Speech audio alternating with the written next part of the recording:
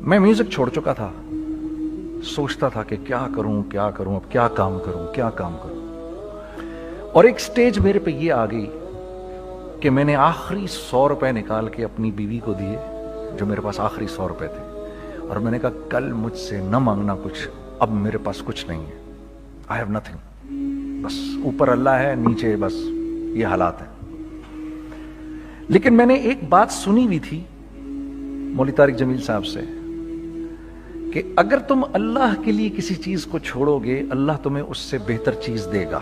یہ میں نے سنی ہوئی تھی, یہ حدیث کے الفاظ ہیں. اور میں تھوڑی دیر میں کبھی کبھار سوچتا تھا, میں کہتا تھا یار لوگ صحیح کہتے ہیں, یہ مولوی مرواتے ہیں لوگوں کو, مروا دیا مجھے, کہاں ہے وہ چیز. لیکن میرا دل اندر سے کہتا تھا نہیں, اللہ کے نبی کی بات سچی ہے, اللہ کے نبی کی بات سچی ہے, اللہ کے نبی کی بات سچی ہے. میرا دل کہتا تھا مجھے, یہ میں 2002 کی بات بتا رہا ہوں. So sitting in the masjid, I meet this man who comes up to me and he says, you know, bhai, what are you doing these days? I said, basically nothing. I'm just thinking of doing something. He says, how about if you and I think of something, let's just do something together. I said, like what? He says, I don't know, you tell me. تو اس نے کہا کیا کریں؟ میں نے کہا چلو کپڑے بناتے ہیں. ہم نے دونوں نے کہا ٹھیک ہے. اب میرے پاس پیسے تو تھے نہیں, تو میں نے کہا کیا کرے گا. اس نے بولا یار دیکھو سٹارٹ ایسے ہوگا جنید بھائی, 25 لاکھ آپ دیں, 25 لاکھ میں لاؤں. اب اس نے 25 لاکھ بول دیا اور میں ابھی 100 روپے بیوی کو دے کر آ رہا ہوں, اور بڑی اپنا سٹیچر بالکل رکھ کے اوکے ٹھیک ہے. اب میں سوچ رہا ہوں 25 لاکھ کہاں سے ہوں گے, 25 لاکھ آپ لائیں, 25 لاکھ میں لاتا ہوں. میں نے کہا جی ٹھیک.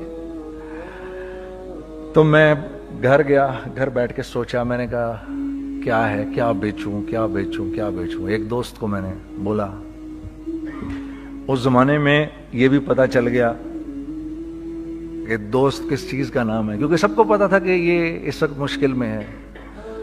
تو یقین کرو 50 کی چیز ہر ایک مجھے 25 کوٹ کرتا تھا.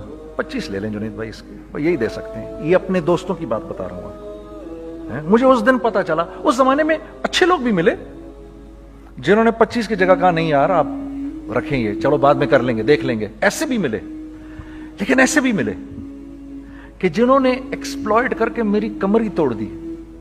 اس وقت جو کر سکتے ہیں اس آدمی کے ساتھ کریں, کیونکہ یہ سب پریشانی میں ہے. تو میں نے جا کے کہیں سے اس کو بیچا, اس کو بیچا, یہ بیچ دیا, وہ بیچ دیا, سب بیچ بچا کے اس کو جا کر 25 لاکھ روپے کسی طرح کر کے دیے. میں نے کہا مجھے 1 ہفتے کا ٹائم دے, آپ 1 ہفتے بعد ملتے ہیں. 1 ہفتے بعد 25 لاکھ اس نے رکھے, 25 لاکھ میں نے رکھے, اور 50 لاکھ روپے کا ہم نے کپڑا خرید لیا. اور ابھی رمضان آنے والا تھا, تو میرے دوست نے کہا کہ چلو اس کے پیٹرن بنواتے ہیں. اب میں آپ کو بتاتا ہوں کہ رزق کس کے ہاتھ میں ہے. وہ جو پیٹرن کاٹا تو پیٹرن چھوٹا کٹ گیا, 25 لاکھ روپے گئے, اور میں سر پکڑ کے بیٹھ گیا اور میں کہوں یا اللہ, یہ مجھے کسی کیا گناہ کی سزا مل رہی ہے, یہ کیا ہے کہ ہم دونوں بیٹھے ہوئے, اس نے بھی سر پکڑ کے بیٹھا ہوا, میں بھی سر پکڑ کے بیٹھا ہوا. وہ تو خیر امیر آدمی تھا تھوڑے, اس کے پاس تو پیسے تھے. میں نے اس کو میں نے کہا یار اب کیا کریں. کہتا ہے یار فکر نہ کریں, کچھ دیکھتے ہیں. اب آئی نو کہ کچھ نہیں ہونے لگا, تباہی ہے, تو کوئی بھی نہیں خریدے گا اس کو. لارج میڈیم بن گیا, میڈیم سمال بن گیا, اور سمال تو اتنا سمال بن گیا کہ وہ فٹڈ ہو گیا. کہ ایک صاحب ملنے آئے ہمیں کہ جی وہ دیکھیے ایک پارٹی آئی ہے بنگلہ دیش سے, ان کو شلوار قمیص چاہیے, لیکن جنید بھائی ان کی ریکویسٹ ہے پیٹرن تھوڑا چھوٹا کر دیں. میں نے کہا یار دیکھو تمہیں پتہ ہے چھوٹا پیٹرن ذرا مشکل سے کٹتا ہے, ٹھیک ہے تھوڑے پیسے ایکسٹرا ہوں گے اس کے. انہوں نے کہا ہاں وہ پیسوں کا تو کوئی مسئلہ ہی نہیں, ان کو تو بس شلوار قمیص چاہیے پاکستان سے. ہم نے کہا ٹھیک ہے آپ 2 دن بعد آ کے لے لیجئے. تو وہ جو چیز اللہ معاف کرے آج جو آپ لوگوں سے شیئر کر رہا ہوں, جو چیز 500 روپے کی بیچنی تھی وہ 600 روپے کی بیچ دی. جو چیز پورے مہینے بیچنی تھی 2 دن میں بیچ باج کے, پورے رمضان جو بیچنا تھا سب بیچ باج کے بیٹھ گئے دونوں. کہ اب کیا کریں, سب بک گیا اور پیسے آ گئے. تو اب میں یہ دیکھ رہا ہوں کہ یہ کچھ اللہ کا کیا عجیب نظام چل رہا ہے.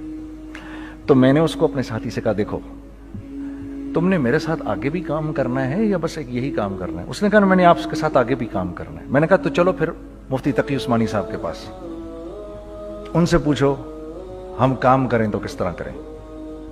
ہم دونوں مفتی تقی صاحب کے پاس پہنچ گئے، مفتی صاحب کے پاس بیٹھے۔ اچھا، میں مفتی صاحب سے میرا تعلق تھا، ان کو بھی جانتے تھے مفتی صاحب۔ تو مفتی صاحب کہنے لگے بھائی 3 کام کرو۔ پہلا کام یہ لکھو یہ کاروبار ختم کیسے ہوگا، یہ جے ڈاٹ ختم کیسے ہوگا، یہ لکھو پہلے۔ دوسرا کام، پہلا کام یہ سب سے آسان ہے، اب اس سے اور مشکل کام وہ یہ کہ عزم کرو اس بات کا ایک دوسرے کو دھوکہ نہیں دو گے تم دونوں، یہ اس سے مشکل کام کہا۔ اور اب تیسرا سب سے مشکل کام، یہ نیت کرو کہ اس کاروبار سے تم نے لوگوں کو نفع پہنچانا ہے، فائدہ پہنچانا ہے۔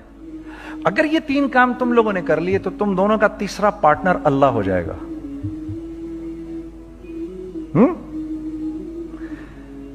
تو سب سے پہلا کام یہ کیا ہم نے، میں نے اس کو بولا قرآن پہ ہاتھ رکھ کے دیکھ، اللہ نے چاہا میں تجھے کبھی دھوکہ نہیں دوں گا۔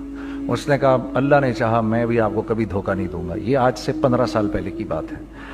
پھر دن و رات بیٹھ کر ہم یہ سوچتے تھے کہ ہم لوگوں کو فائدہ کیسے پہنچائیں۔ ہم نے ایک کپڑا بنایا، وہ کپڑا کاٹن کا۔ سب سے پہلا کام جو ہم نے کیا وہ یہ کیا کہ یہ جو مرا ہوا ایک نظام تھا کھڑیوں کا، اس کو زندہ کیا، جس کی وجہ سے تقریباً 10,000 لوگوں کی جابز لگ گئیں۔ ایک ڈائنگ آرٹ تھا بالکل۔ یہ کھڑیوں کا کپڑا ایسا ہی ہے جیسے ہینڈ میڈ شو اور ہینڈ میڈ کلاتھ، ٹھیک ہے نا۔ میں قسمن کہتا ہوں کہ اگر آپ کو میں نے ایک دفعہ آپ نے میرا کرتا پہن لیا جو کھڈی کا بنا ہوا ہے، ہو نہیں سکتا کہ دوسرا کوئی کرتا آپ سے پہنا جائے اس کے بعد۔ وہ ایسے جسم سے ملائم طریقے سے جسم پر آ کر لگ جاتا ہے۔ اس کپڑے کی ہم منہ مانگی قیمت لے سکتے تھے۔